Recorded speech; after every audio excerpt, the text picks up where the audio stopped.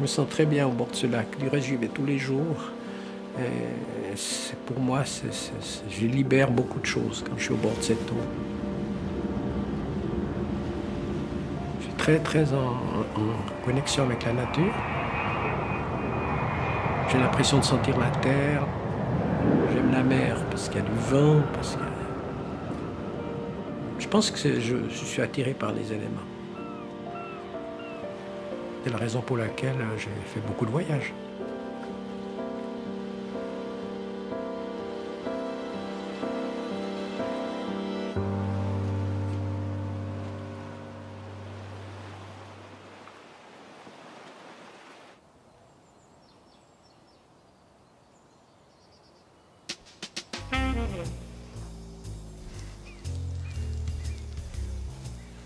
Je suis plutôt jeune, j'ai 3/4 de siècle. Ça fait 3 générations. J'aurai 76 ans cette année.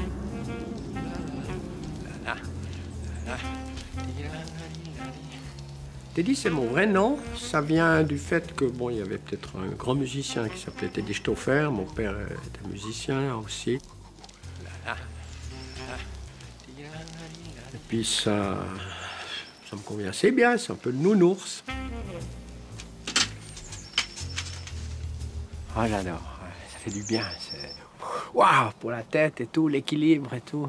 Se centrer comme ça, concentration, super. Regarde, tu alignes tout, tes hanches, ta tête, et quand tu es prête, on y va. Quand j'étais enfant, mes parents étaient épiciers, et puis j'étais un enfant qui était beaucoup à la rue. Gentiment, avance, tu peux avancer, toi, voilà. À faire de l'équilibre sur des vélos, à jouer patin roulette, et comme ça.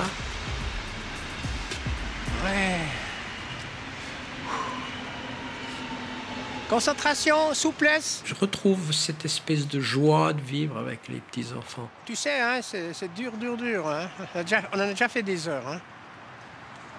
Magnifique, ma grande. Merci. Superbe. Mets le pied dessus et tu pars et tu cours derrière, là-bas. Hein? Vas-y, attention, là, c'est bon. Joli. Ah, j'ai l'impression d'être au cirque, là. Au milieu des éléphants. C'est vrai que c'est cool parce que moi, quand j'entends mes amis qui me disent qu'ils vont chez leurs grands-parents, ils disent ouais, ça m'embête, on va regarder Motus toute la journée, faire des mots croisés. Moi, je dis ah non, on va faire de la trottinette à moteur, du skate, des trucs comme ça. Ah, ça c'est bien. Ouais! Ouais! Bravo! Je vais me faire des complexes si tu continues. Ouais! 48 ans, 50 ans qu'on se connaît. Donc j'ai 68 ans. Les gosses, regardez pas. Il a mis le papillon dans les yeux parce que c'est lui, c'est comme ça que je le connais et puis que, bah oui, que je l'aime. Parce qu'il a des yeux qui sont pleins de lumière.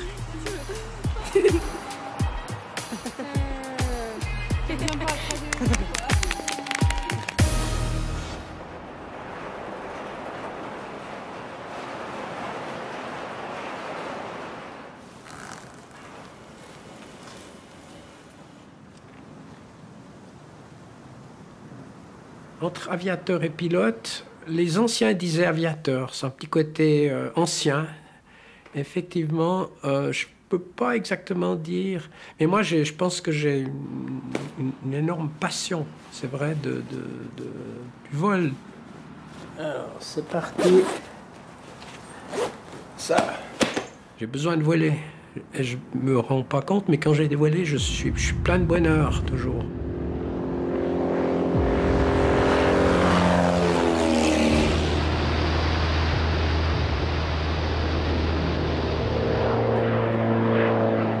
Quand je me trouve tout à coup là dans un avion au marché-rue, on se met un peu en osmose avec la configuration. Il y a toujours le côté technique où il faut être précis, et puis un œil qui regarde la beauté de la chose.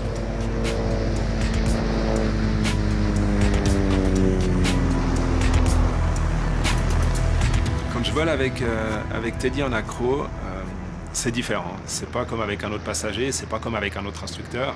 C'est avec mon père, donc j'ai rien à lui prouver, parce que de toute façon, il le fait mieux que moi. Et lui il n'est pas là pour montrer non plus. Il n'est pas dans le paraître, il n'est pas dans la démonstration.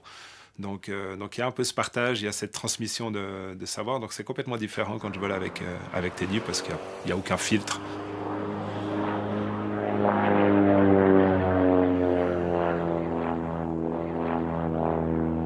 Quand je tourne une figure, je suis un peu oiseau. J'aime bien et faire les choses en douceur. L'acrobatie, je la fais pas brusque, je la fais tout en douceur, j'aime beaucoup.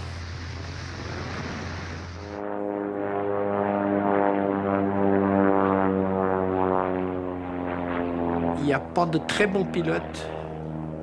L'essentiel, c'est d'être un vieux pilote. Et des bons pilotes, il y en a beaucoup, mais il faut devenir un vieux pilote. Ça veut dire que quelque part, on a une carrière où on a dû gérer des situations. Toujours un plan B, des fois C, des fois D.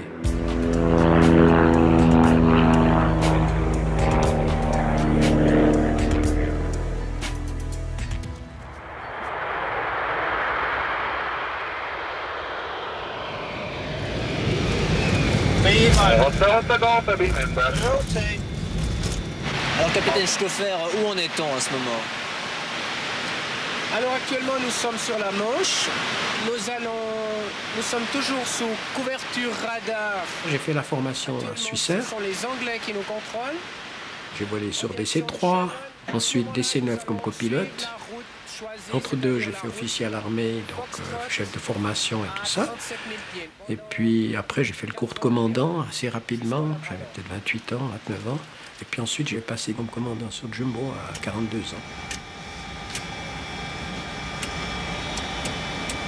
Nous sommes bien installés sur nos deux axes de descente. Nous allons faire un atterrissage. Et nous allons aussi tout éteindre autour de nous pour que le pilote ait une vue optimale sur ses instruments et sur l'extérieur, sur la piste.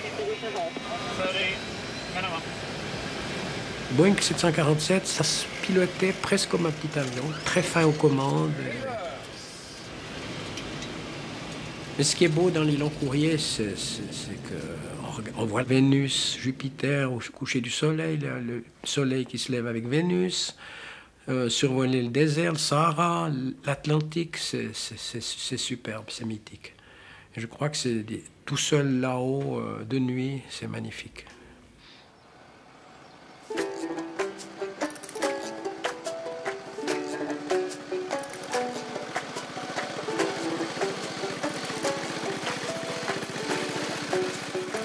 Moi, j'aime bien un vieux tracteur, c'est un peu antédiluvien, c'est un peu des dinosaures, un peu. Et puis le bruit d'un vieux tracteur, tu n'arrives pas à le mettre en marche, puis quand tu veux l'arrêter, il ne s'arrête plus.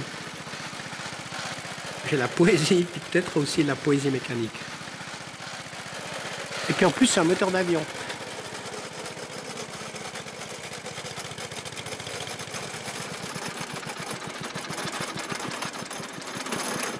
Peut-être que si j'avais pas conduit les avions, ben, j'aurais été agriculteur, puis j'aurais eu des jolis tracteurs. J'adore ça. C'est un peu mon dada.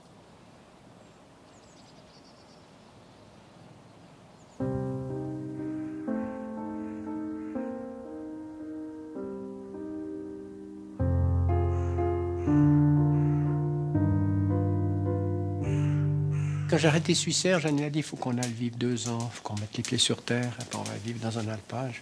Et puis son idée, c'était un alpage où il y avait un petit terrain à côté assez en pente pour qu'elle puisse m'envoyer voler de temps en temps.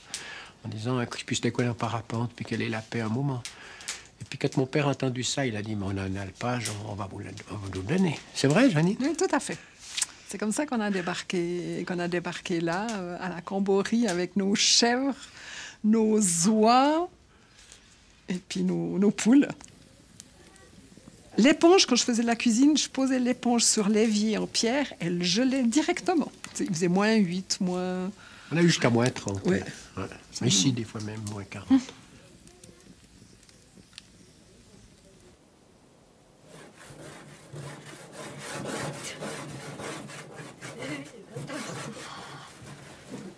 Ici, on se trouve dans la plus ancienne ferme du canton de Châtel.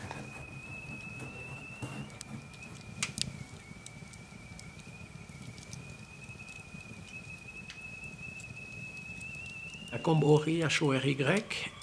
C'est un chancelier de la ville de Neuchâtel. Ils ont brûlé sa femme qui apparemment... L'histoire dit qu'elle avait une mauvaise influence sur son mari, donc ils l'ont brûlée. Récalcitrante celle-là. Voilà, ouais, t'as une jolie, elle est bien. Alors il y a Voilà. l'image de la femme sorcière qui serait dans la cave, il y a son esprit, Voilà, t'es contente, hein? un peu un fantôme.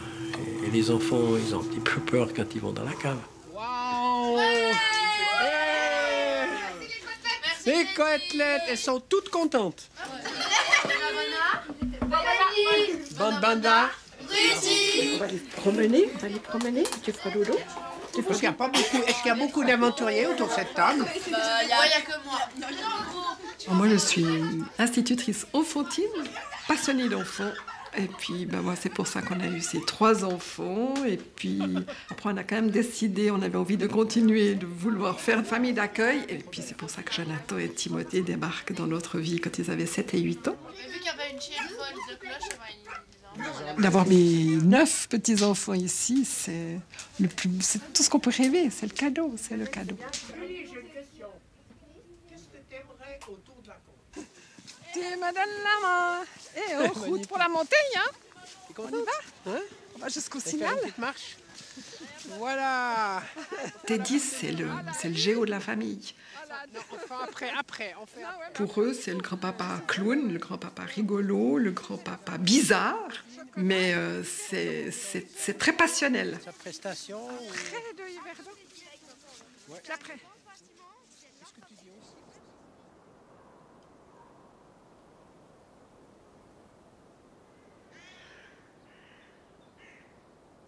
On écoute le silence. Ah D'accord? ouais, on écoute le silence. Qu'est-ce qu'on entend?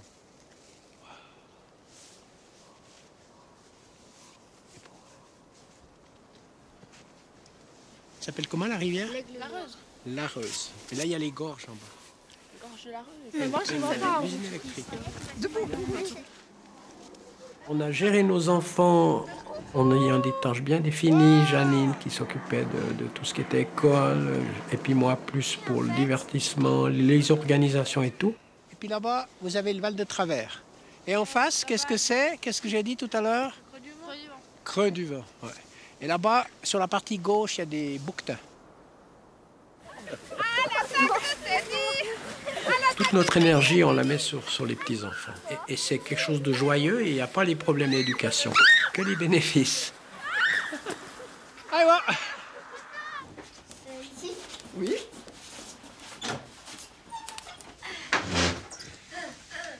Voilà, joli. Maintenant, tu fais peut-être... Oh, maman, elle aura un petit pic. Non, mais je l'ai cassé. Mais ça fait rien, tu la poses tranquillement. La mienne, elle a 7 ans. Moi, je t'accuse, toi. Beaucoup de mes bons souvenirs, c'est avec lui. Enfin, quand on était petite, quand on était plus petite, il nous emmenait faire des tours en bateau avec leur voilier. Puis on a fait plein de conneries avec lui. Il attachait les skates au vélo et puis nous on était derrière. Et puis il attachait des brouettes au vélo puis il nous tirait dans tout le village. Il sait tout faire à part la cuisine. Mais sinon il sait tout faire et du coup c'est trop cool. Et c'est grâce à lui qu'on fait tout ce qu'on fait parce que sinon on saurait pas faire du skate, on saurait pas faire du vélo. On saurait rien faire. Il est toujours de bonne humeur. Bon, il a un caractère de merde. Alors, on y va comme ça. Tu tiens bien? Ok, on y va. Voilà.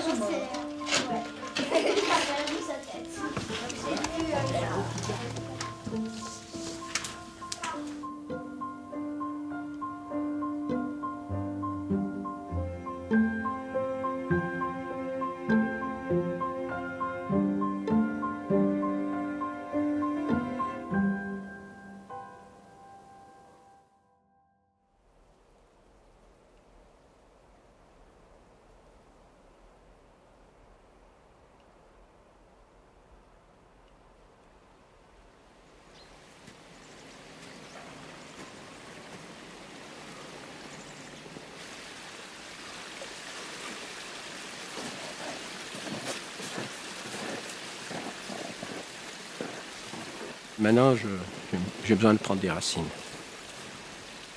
Ma vraie nature, c'est de vivre comme ça.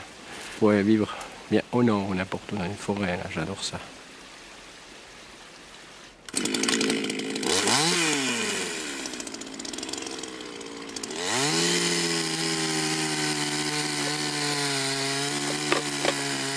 Eh ben, on n'a pas d'autre chauffage. Et puis on chauffe uniquement au bois. Puis quand on quitte le chalet, on vidange. Tout métier de la nature, il y a toujours une relation entre l'amour de la nature et puis le travail qu'on fait. Donc le chasseur, ben, il aime aussi ses animaux. Le bûcheron, il aime bien ses arbres. Donc il y a toujours une petite osmose.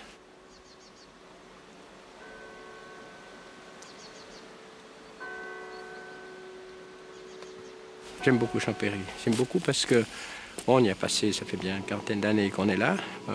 Il y a des belles montagnes autour, il y a des beaux talus, des beaux couloirs.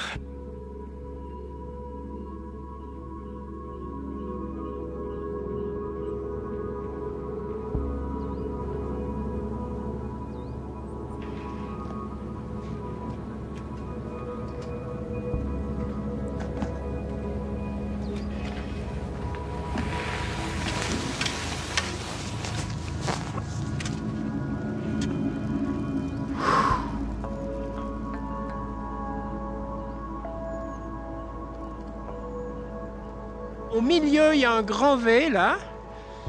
Et avec les fistons, on montait avec les crampons, bivouaquait en haut, et hop, on envoyait le premier couloir qui est légèrement biais, où il y a le grand V, et puis ensuite on remontait dans le couloir de droite jusque tout en haut où il y a le petit nuage, et ça s'appelle les doigts, et hop, on redescendait ce couloir.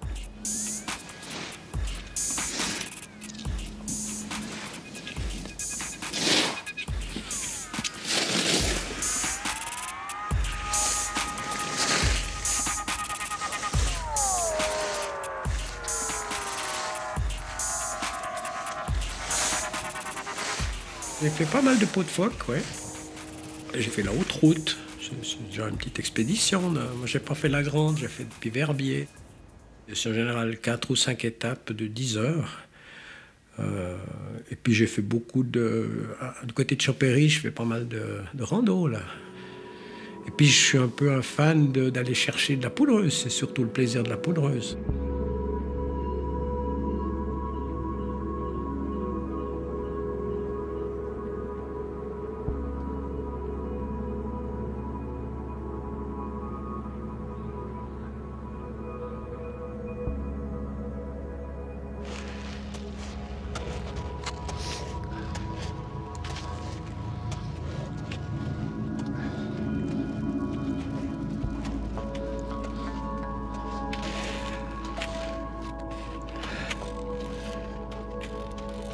Elle est jolie, ça accroche pas mal.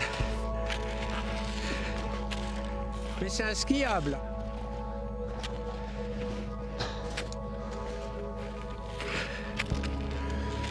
Ah, c'est beau là. Top of the world. Je suis un peu un équilibriste en fait. J'analyse des situations, puis j'aime, et puis je crois que plus les situations sont difficiles, plus j'ai du plaisir à essayer de les résoudre. Donc j'ai aucune anxiété, j'ai jamais eu un souci. Même quand ça va mal, je trouve que c'est encore plus intéressant. Alors, ça, attention. Checker un peu. Là, tu te gaffes le bord de la corniche. Ouais, là c'est bon, là je vois bien. C'est bon là? Yes. Qu'est-ce que t'en penses? Moi je pense que il y a cette arête qui est pas mal. Ouais. Il faut rester à gauche, je pense. Parce que toi, tu iras à droite, là? Non. T'as vu, là, il y a de la glace, on voit des petits pics je pense que ça va être un peu... Je pense qu'on va aller chercher la poudre. Là, il n'y a pas eu beaucoup de soleil. Tu descends le premier? Comme tu veux. Et tu m'attends sur la basse? Ouais, je suis moins dommage, là, moi. Il y a le premier. Voilà, hein? tu vas le premier. Ouais. Tu fais le fusible, et moi je passe derrière. Ça marche. On a besoin d'un petit côté risque. C'est parti. On a commencé à se méfier. Parce qu'on était là, on voulait tous faire des rochers, donc on était les trois ou les 5 en disant bon, tu vas vite regarder si c'est bon. Et puis il vient, puis pour lui c'était toujours bon. C'était toujours bon, on pouvait toujours y aller. Puis après on se disait ouais, c'est quand même un petit peu bizarre. Donc tout à coup il y en a un qui va, puis il va regarder, puis il dit ouais, mais là ça passe pas. Puis il y a un qui arrive assez vite. Donc pour lui c'est toujours bon, c'est toujours faisable. Donc il a donné un peu cette confiance en nous de juste y aller, essayer, et puis voir comment on s'en sort. Ouais, je suis bon, moi.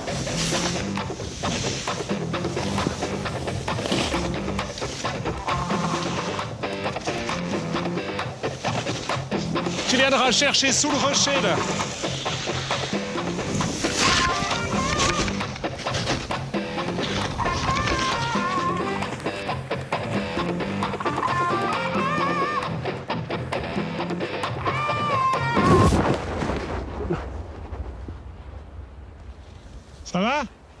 Ouais, il y en a vite des mètres, hein?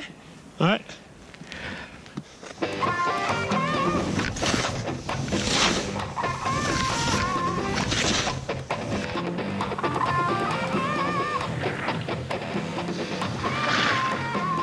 Il a une rigueur.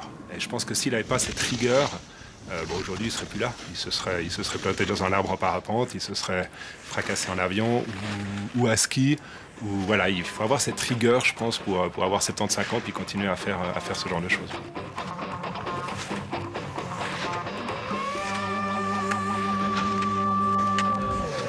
Il n'y a pas la performance, en fait. Il n'y a pas toujours de se comparer. L'esprit compétition, il l'a pas trop. C'est vraiment le partage et le plaisir.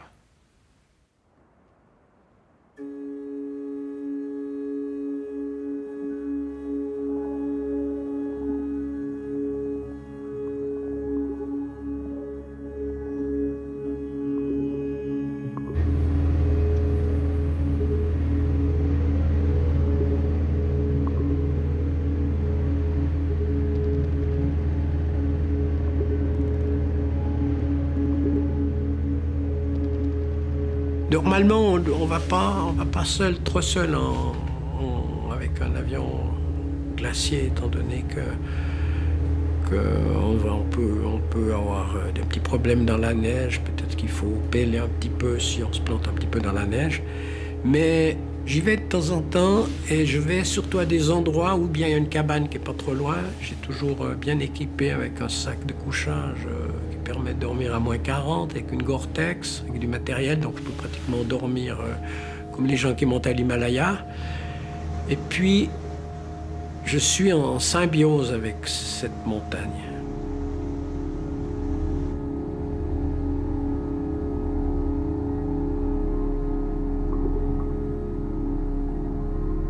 Quand on est là-haut, à chaque fois, on se remet un petit peu en question. Ça fait du bien de voir les problèmes depuis tout là-haut. Puis là-haut, il n'y a pas de problème. Hein. Et les gens sont différents. Les gens sont totalement différents entre le plancher des vaches et quand on amène quelqu'un à 4000 mètres, c'est une autre personne.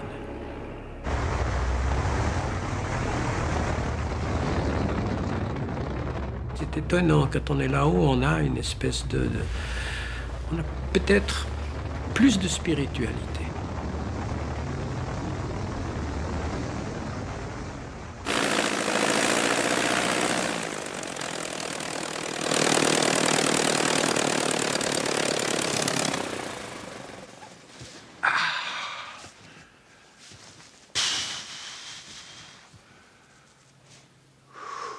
Avec mon avion que j'aime beaucoup, donc j'ai la chance, il est content que je l'amène là-haut, puis moi je le regarde avec beaucoup de respect.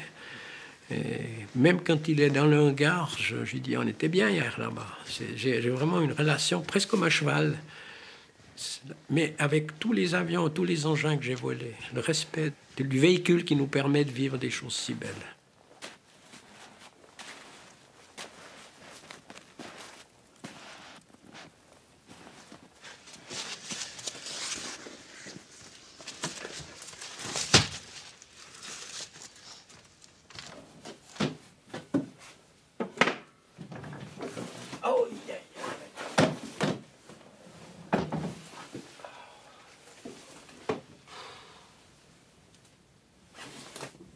On est à la Moutornute. C'est une cabane qui est entre le Kandersteg et l'Otterbrunnen, parallèle au Lotschental.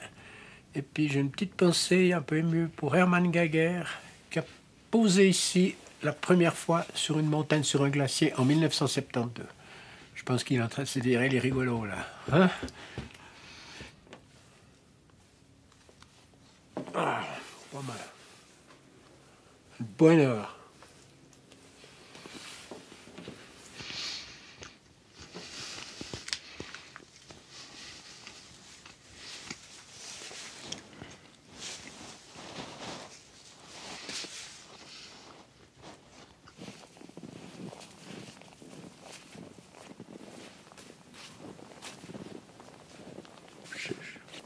J'aurais presque envie de rien dire, puis d'écouter le silence. Et puis le silence, il me parle mieux que les mots.